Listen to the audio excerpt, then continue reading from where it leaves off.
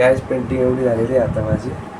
तर ह्याच्यात मी split complement use केलेली. त्याच्यामध्ये मी रेड घेतला आहे, रेड ग्रीन ब्ल्यू हे 3 कलर घेतलेले आहे. तर मग आपल्याला असं वाटतं की 3च कलर आहे, पण 3 कलर नसतात, त्याच्यात खूप सारे शेड असतात. ग्रीनचा 1 2 3 ग्रीनचे 3 शेड आहे. एक olive green, light green, poster green. त्यानंतर ब्ल्यूचे शेड बघूया. Persian blue, peacock blue, ultramarine blue. हे झाले 6 कलर. रेडचे शेड बघूया. स्पेशल पिंक, क्रिम्सन, रेड आणि टीम टर्न शेडसाठी व्हाईट आणि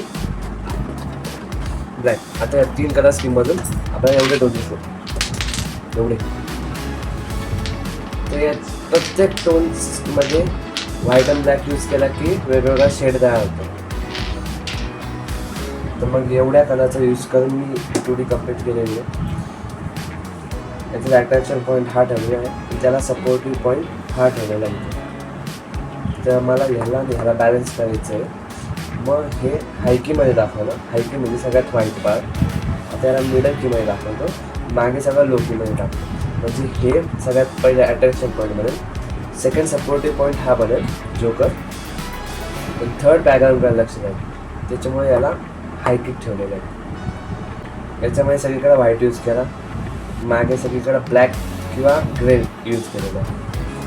तर करूया आता इथे काम चालू.